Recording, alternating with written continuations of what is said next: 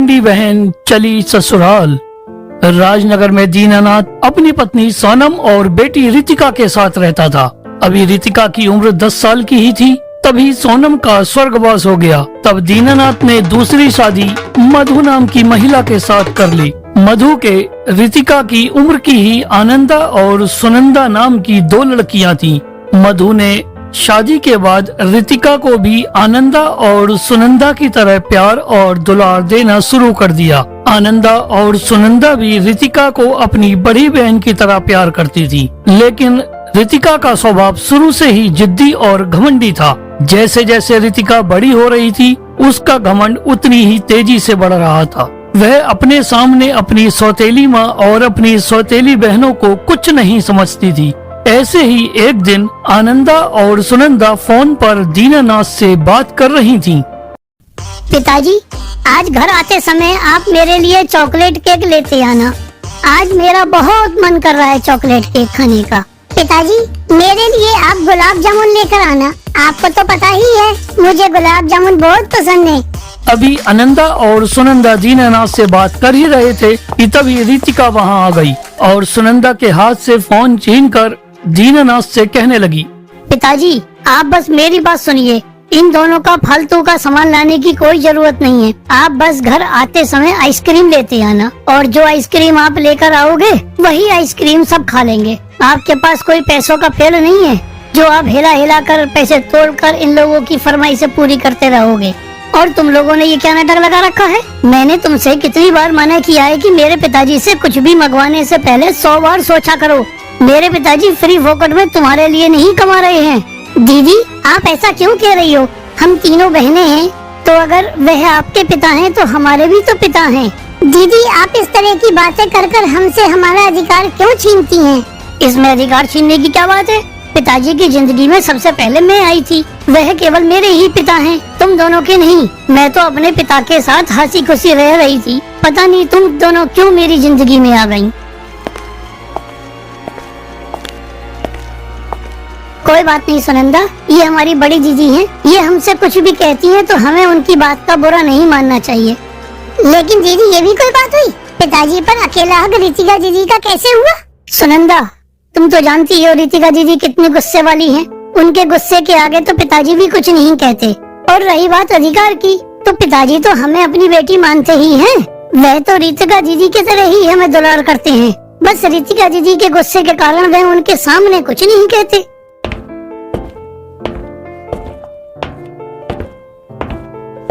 अरे रितिका, ओ रितिका बेटी, देखो मैं तुम्हारी बताई हुई आइसक्रीम ले आया हूँ। थैंक यू पिताजी, आप दुनिया के सबसे अच्छे फादर हो। तुम्हारे लिए चॉकलेट वाली आइसक्रीम और एक सुनंदा तुम्हारे लिए। सॉरी बेटा, मैं तुम्हारे पसंद की चीज नहीं ला सका। कोई बात नहीं पिताजी, चॉकलेट वाला केक ना सही तो चॉकलेट वाली आइसक्रीम ही सही। और पिताजी, मैं भी गुलाब जामुन तो हमेशा खाती ही रहती हूँ। आज चॉकलेट वाली आइसक्रीम ही ट्राई कर लेती हूँ। आनंदा और सुनंदा को खुश देखकर रितिका के मन में जलन होने लगी। तब वह मन मन में सोचने लगी, दोनों कितने बड़े बेवकूफ हैं। पिताजी उनकी पसंद का कुछ भी नहीं लाए हैं। मेरे पिताजी कितने अच्छे हैं, सिर्फ मेरी पसंद का ध्यान रखते हैं और मेरी पसंद की ही चीज लेकर आते हैं। और ये दोनों बेवकूफ मेरी पसंद की चीजों को खा खा कर खुश होते रहते हैं। ये सोचते हुए रितिका अपने कमरे में चली गई। वह हमेशा अपनी दोनों सौतेली बहनों को ये जताती रहती थी कि घर में सबसे ज्यादा उसकी पसंद का ख्याल रखा जाता है। ऐसे ही एक दिन, पिताजी, वह मैं क्या कह रही थी कि इस समय बहुत गर्मी हो रही है, तो मेरे कमरे में एसी लगवा दो ना प्लीज। ठीक है बेटा, मैं तुम्हारे कमरे में एसी लगवा देता हूँ। तब रितिका के कहने पर दीनानाथ ने उसके कमरे में एसी लगवा दिया। ये देखकर आनंदा और सुनंदा भी बहुत खुश हुई कि उनकी बड़ी बहन के कमरे में एसी लग गया है। सुनंदा, चलो दीदी के कमरे में चलकर एसी की हवा खाते हैं। तब दोनों रितिका के कमरे में चले गए और वहां जाकर आराम से बेड पर बैठकर एसी की हवा खाने लगे। थोड़ी देर बाद रितिका कमरे में आती है तो उन दोनों को देखकर कहने लगती है, हाउ डियर यू, तुम दोनों की हिम्मत कैसे हुई मेरे कमरे में आकर मेरे बिस्तर पर बैठने की? चलो अभी के अभी निकलो यहाँ से। वो दीदी, हमें भी बहुत गर्मी लग रही है, इसलिए हम यहाँ पर आकर एसी में बैठ गए। अरे तुम दोनों की औकात भी है एसी में बैठने की जो यहाँ आकर बैठ गए। चलो निकलो यहाँ से, जाओ पहले किचन में जाकर मेरे लिए हलवा पूरी बना कर लाओ, तब मैं सोचूंगी कि तुम्हें एसी में बैठाना है या नहीं। तब आनंदा और सुनंदा एसी में बैठने की चाहत के चक्कर में जल्दी से किचन में जाकर रितिका के लिए हलवा और पूरी बनाने लगी। तभी मधु वहाँ आ गई। अरे वाह, आज मेरी दोनों प्यारी बेटियाँ क्या बना रही हैं? माँ, मैं रितिका दीदी के लिए कचौड़ियाँ बना रही हूँ और सुनंदा हलवा बना रही है। अच्छा, ये तो बहुत खुशी की बात है। चलो मैं भी आज अपनी बड़ी बेटी के लिए अपने हाथों से थाली सजाकर उसको अपने हाथों से खिलाऊंगी। लो रितिका, तुम्हारी दोनों बहनों ने अपने हाथों से तुम्हारे लिए हलवा और पूरी बनाई है और मैं अपने हाथों से तुम्हें खिलाने के लिए लेकर आई हूँ। लेकिन ये सब लाने के लिए आपको किसने कहा था? मुझे तो भूख है नहीं, फिर आप ये सब कुछ क्यों लेकर आई हो? ऐसा नहीं कहते बेटा, जब खाना सामने रखा हो तो उसे ठुकराते नहीं। चलो ये खा लो। तुम्हारी दोनों बहनों ने बहुत प्यार से अपने हाथों से ये सब कुछ बनाया है। प्यार से? अरे ये खाना प्यार से नहीं बनाया, ये खाना मजबूरी में बनाया है, क्योंकि मैंने उन दोनों से कहा था अगर एसी में बैठना है तो जाओ मेरे लिए हलवा पूरी बना कर लाओ। लेकिन उन दोनों ने चालाकी दिखाते हुए आपसे हलवा पूरी बनवा कर यहाँ भेज दिया, जैसे कि मुझे कुछ समझ ही नहीं है। नहीं बेटा, ये सब कुछ मैंने नहीं बनाया है, ये वाकई में तुम्हारी दोनों बहनों ने बड़े प्यार से बनाया है। मैं तो केवल लेकर आई हूँ। मुझे बेवकूफ मत बनाओ, मैं सब जानती हूँ, सब समझती हूँ। वह दोनों आपकी सगी बेटी हैं, इसलिए आप उनका पक्ष ले रही हैं और अपनी सौतेली बेटी को बेवकूफ बना रही हैं। क्या आपको एक बार में समझ में नहीं आता? मुझे नहीं खाना ये सब कुछ, ले जाओ यहाँ से। इतना घमंड भी अच्छा नहीं होता बेटी, भगवान सब देख रहा है। तुम्हारी आदतों को देखकर मैं कभी कभी सोचती हूँ कहीं ये तुम्हारा घमंड तुम्हें ले न डूबे। ये कहकर मधु वहाँ से चली गई और ऐसे ही दिन बीतने लगे। रितिका अब पहले से भी ज्यादा घमंडी होने लगी थी। वह अपने आगे किसी को कुछ नहीं समझती थी। एक दिन मधु ने दीनानाथ से कहा, सुनो जी, मैं क्या कह रही थी कि रितिका अब शादी के योग्य हो गई है, तो उसकी शादी के लिए आपको लड़का ढूंढना शुरू कर देना चाहिए। अरे तुम सही कह रही हो मधु, तुमने तो मेरे मुंह की बात छीन ली। मैं भी कब से तुमसे यही सलाह करना चाहता था, क्योंकि मेरी नजर में एक परिवार है और लड़का भी बहुत अच्छा है। अरे ये तो नेकी और पूछ पूछ। अगर ऐसी बात है तो फिर आप जाकर रिश्ते की बात चलाइए।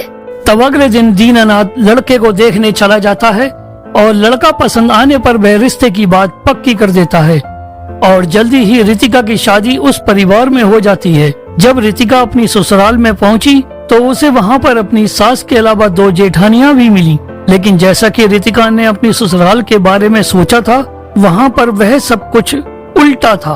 अरे रितिका, क्या तुम्हें घर का काम करना नहीं आता? ये तुमने कैसे बर्तन धोए हैं? अरे मेरे हिसाब से तो तुम्हें ससुराल आने से पहले घर का काम सीख कर आना चाहिए था।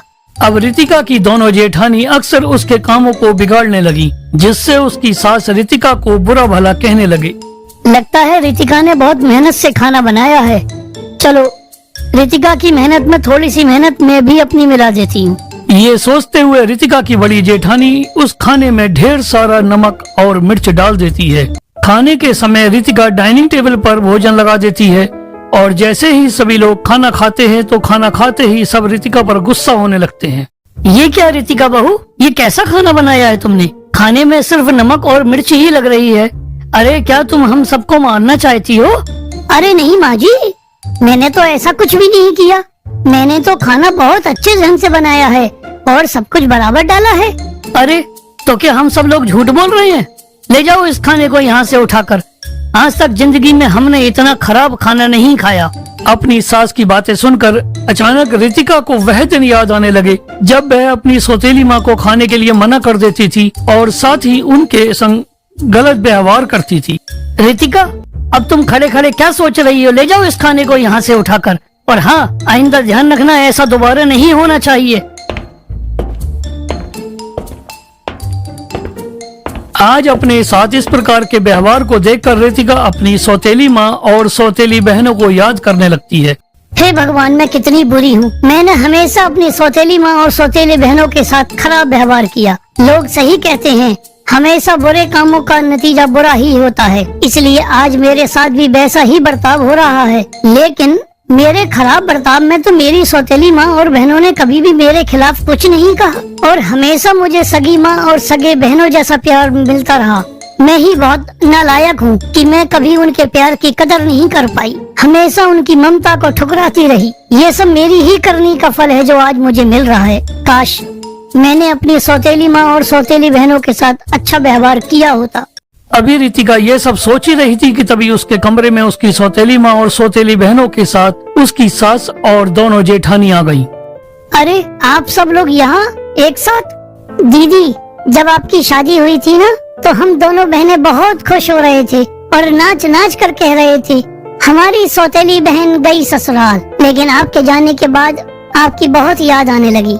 दीदी, सौतेली होने का मतलब ये नहीं कि हम आपकी बहन नहीं हैं, क्योंकि कोई भी रिश्ता खून से ही नहीं बनता, बल्कि दिल से बनाया गया रिश्ता खून के रिश्ते से भी ज्यादा मजबूत होता है।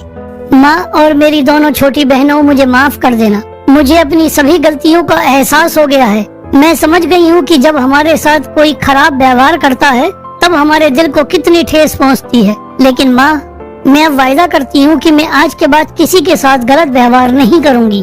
और हाँ, हम भी तुम्हारे साथ इस प्रकार का गलत व्यवहार नहीं करेंगे, क्योंकि शादी के समय में हमने तुम्हें अपनी माँ और बहनों से गलत व्यवहार करते देख लिया था, इसलिए हमने केवल तुम्हें सबक सिखाने के लिए सब कुछ ड्रामा किया। वैसे हम लोग भी बहुत बुरे नहीं हैं, हम लोग भी बहुत अच्छे हैं। अपनी सास की बातें सुनकर रितिका अपनी सौतेली माँ और बहनों को गले लगा लेती है।